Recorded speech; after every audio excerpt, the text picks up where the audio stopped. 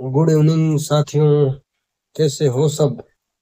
सब second grade की अच्छे से तैयारी कर रहे होंगे और कुछ लाइनों के साथ मैं 1935 का भारत शासन अधिनियम या 1935 का एक्ट जो आपके सीधे सिलेबस में है उसकी बात करेंगे कि रास्तों से भटक कर मंजिल जरूर पाएंगे। रास्तों से भटक कर मंजिल जरूर पाएंगे। ये जो किस्मत अकड़ कर बैठी है ना, इसे हम जरूर हराएंगे। तो आप अच्छे से मेहनत करो और सब वरिष्ठ अध्यापक यानी सीनियर टीचर जल्द बनो, ऐसी मेरी सबके लिए शुभकामनाएं हैं। तो आज हम 1935 का एक्ट पढ़ेंगे। इससे पहले हमने 1919 का एक्ट पढ़ा था। उससे भी आपका क्वेश्चन आ सकता है और इससे भी क्वेश्चन आ सकता है। मतलब दोनों अगर आपके कंसेप्ट अच्छे से क्लियर हो जाएंगे तो फिर कोई डाउट नहीं रहेगा, क्योंकि दोनों में ही कंफ्यूजन रहती है। 1919 वाली विशेषता 1935 में डाल दी जाती है, 35 वाली 19 में, तो वहाँ गलत होने की संभावना बढ़ जाती है। तो आपको थोड़ा ध्यान में रखना है। तो आज हम पढ़ेंगे 1935 का अधिनियम। जो आज का अपना संविधान है ना, वो इस 1935 के एक्ट से बहुत ज्यादा प्रभावित है। मतलब आधे से ज्यादा यहीं से कॉपी किया गया है जो आज का अपना संविधान है। और सबसे पहले तो आपको ध्यान में रखना है, ये जो 1935 का अधिनियम है ना, इसकी प्रस्तावना नहीं है। इसकी क्या नहीं है? प्रस्तावना नहीं है, यानी ये प्रस्तावना विहीन अधिनियम है। प्रस्तावना विहीन क्योंकि इसकी प्रस्तावना 1919 वाले एक्ट की है। जो 1919 वाला अधिनियम है ना, उसकी जो प्रस्तावना थी वो भी वही इसी की प्रस्तावना है। मतलब ये प्रस्तावना विहीन अधिनियम है। दूसरी बात इसमें ध्यान में रखना आपको, अनुच्छेद इस अधिनियम में कितने हैं? अनुच्छेद इसमें 321 है। कितने हैं? 321। और भाग पूछ ले तो भाग कितने हैं? 14 भाग है इस अधिनियम में। अनुच्छेद 321 है, भाग 14 है। इसके अलावा अनुसूचियां पूछ ले तो 10 अनुसूचियां। कितनी अनुसूचियां? 10 अनुसूचियां हैं। देखो हम वही पढ़ेंगे जो आपके एग्जाम में आएंगे। बाकी काफी चीजें हैं जो आपके एग्जाम में आती नहीं, ऐसे पढ़ने से कोई मतलब नहीं। इसलिए कम देखना है, अच्छा देखना और बढ़िया देखना है। ठीक है ना? तो सबसे पहले ये प्रस्तावना विहीन है क्योंकि 1919 वाली प्रस्तावना इसमें ली गई है। अनुच्छेद 321 से भाग 14 और 10 अनुसूचियां हैं। ठीक है। और दो कोटेशन आपको ध्यान में रखना है इस अधिनियम के बारे में। जो जवाहरलाल नेहरू, जो अपने पहले विदेश मंत्री या पहले प्रधानमंत्री थे भारत के, तो उन्होंने इस अधिनियम को दास्ता का घोषणा पत्र कहा। क्या कहा? दास्ता का घोषणा पत्र। किसने कहा है? जवाहरलाल नेहरू ने इस अधिनियम को क्या कहा है? दास्ता का घोषणा पत्र। और जो मोहम्मद अली जिन्ना थे ना, उन्होंने इस योजना को सड़ी हुई योजना कहा। क्या कहा? सड़ी हुई योजना। किसने कहा? मोहम्मद अली जिन्ना ने। ठीक है। फिर इसके प्रावधान, ये इंपॉर्टेंट है, यहीं से क्वेश्चन आएंगे आपके। ठीक है। तो इस अधिनियम का में पहला प्रावधान यह क्या किया गया? केंद्र में द्वैत शासन। क्या किया गया? केंद्र में द्वैत शासन। और प्रांतों में द्वैत शासन की बात आ जाए तो 1919 वाले एक्ट में है। हमने वहां भी बात करी थी तुलनात्मक रूप से, और यहाँ भी बात कर रहे हैं। फिर दूसरी विशेषता है, प्रांतों को स्वायत्ता दी गई। 1935 के एक्ट में प्रांतीय स्वायत्ता का प्रावधान है, ये भी आपको ध्यान में रखना। और ये लागू हुआ था 1 अप्रैल 1937 को, प्रांतीय स्वायत्ता। ठीक है। इसके अलावा इसमें क्या प्रावधान था? राज्य लोक सेवा आयोग के गठन का प्रावधान भी 1935 का आयोग में था। लेकिन केंद्रीय लोक सेवा आयोग के गठन का प्रावधान 1919 के अधिनियम में था, जो हमने पिछली क्लास में पढ़ा है। ठीक है। केंद्र में यानी केंद्रीय लोक सेवा आयोग के गठन की बात तो 1919 का एक्ट करता है, लेकिन राज्य लोक सेवा आयोग के गठन की बात कौन करता है? 1935 का एक्ट। ठीक है। विषयों का बंटवारा 3 सूचियों में किया गया 1935 के एक्ट में, लेकिन विषयों का बंटवारा 2 सूचियों में, वो 1919 वाले एक्ट में है। किसमें? 1919 वाले एक्ट में। जो विशेषता कॉमन है वो आपको अच्छे से याद रखनी है। यानी विषयों का बंटवारा 3 सूचियों में। कौन सी सूची है? संघ सूची, राज्य सूची और समवर्ती सूची। ठीक है ना? संघ और राज्य सूची तो पहले ही थी, समवर्ती सूची एक और जोड़ दी गई 1935 के एक्ट में। ठीक है। फिर अगली विशेषता है, प्रांतों में द्विसदनात्मक व्यवस्था की स्थापना या प्रावधान कौन से एक्ट में किया गया? ये इसी एक्ट में, 1935 के एक्ट में। लेकिन केंद्र में द्विसदनात्मक व्यवस्था 1919 के एक्ट में की गई है, ये आपको ध्यान में रखना है। लेकिन जब ये शुरू हुआ था ना, तो प्रांतों में द्विसदनात्मक व्यवस्था, तो शुरू में 6 प्रांतों में द्विसदनात्मक व्यवस्था शुरू हुई थी। ये तो बंगाल है, बंगाल हो गया, फिर बम्बई है, फिर मद्रास है, फिर असम है, फिर बिहार है और संयुक्त प्रांत है।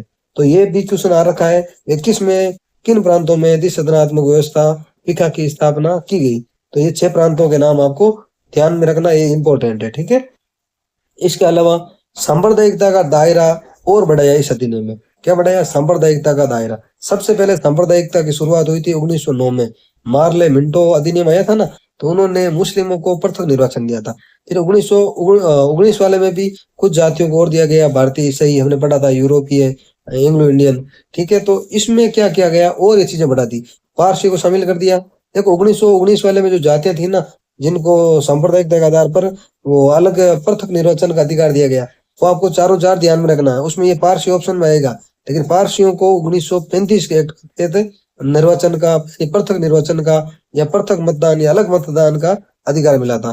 फिर दलितों को मिल गया, फिर मजदूरों को मिल गया, फिर महिलाओं को मिल गया। तो इन्हें भी इस 1935 के एक्ट के तहत शामिल किया गया पृथक मतदान हेतु, ठीक है। पारसी आप ध्यान में रखना, सेकंड ग्रेड 2022 का पेपर है, उसमें 1919 वाली 3 जातियां दे दी, मतलब भारतीय वो यूरोपीय, भारतीय ईसाई, यूरोपीय और एंग्लो इंडियन, और एक पारसी दे दिया, तो वो क्वेश्चन गलत हो गया था।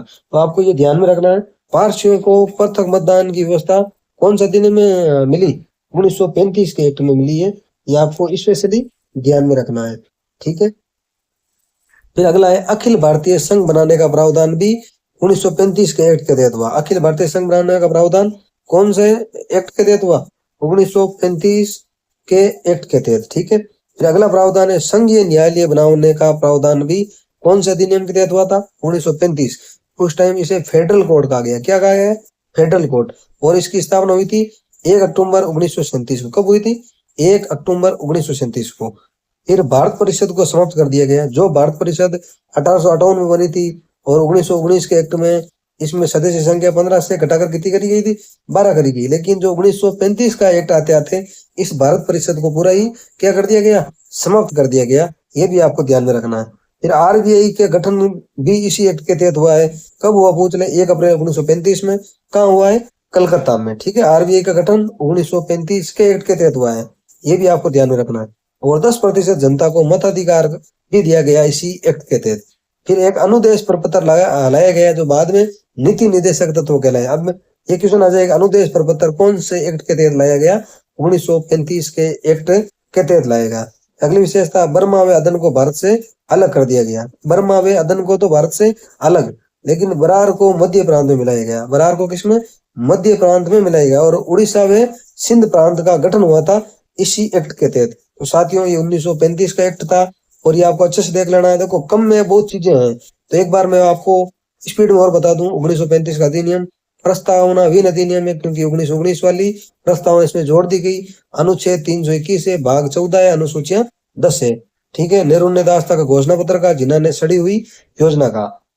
फिर प्रावधान इंपोर्टेंट है, केंद्र में द्वैत शासन 1935, प्रांतीय स्वायत्ता 1935, राज्य लोक सेवा आयोग का गठन 1935, विषयों का बंटवारा 3 सूचियों में 1935, प्रांतों में द्विसदनात्मक व्यवस्था 1935। ये 6 प्रांत ध्यान में रखने आपको, मुंबई, बंगाल, मद्रास, असम, बिहार और संयुक्त प्रांत। फिर सांप्रदायिकता का दायरा और ज्यादा बढ़ा दिया। पारसियों को स्पेशल ध्यान में रखना, पारसियों को पृथक मतदान का अधिकार 1935 के एक्ट के तहत मिला था। बाकी भारतीय, ईसाई, यूरोपीय, एंग्लो इंडियन और सिखों को 1919 वाले एक्ट के तहत मिला है, ठीक है। अखिल भारतीय संघ बनाने का प्रावधान भी इसी एक्ट के तहत किया गया। संघीय न्यायालय बनाने का प्रावधान भी इसी एक्ट के तहत। और फेडरल कोड बना था 1 अक्टूबर 1937 को। भारत परिषद को बिल्कुल समाप्त कर दिया।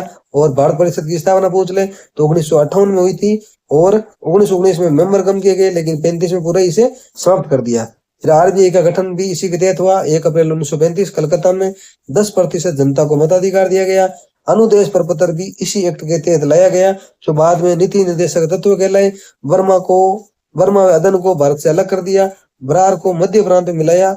उड़ीसा व सिंध प्रांत का भी गठन इसी एक्ट के तहत किया गया, ठीक है। साथियों हमने कोशिश करी है 1935 का एक्ट शॉर्ट में पढ़ने की। अगर आप एग्जाम से एक दिन पहले इसे पढ़ के जाते हो तो मेरे हिसाब से आपका क्वेश्चन गलत नहीं होगा, और आप बहुत अच्छी स्थिति में रहोगे, ठीक है। साथियों मिलते हैं नेक्स्ट वीडियो में नेक्स्ट टॉपिक के साथ। जय हिंद, जय भारत।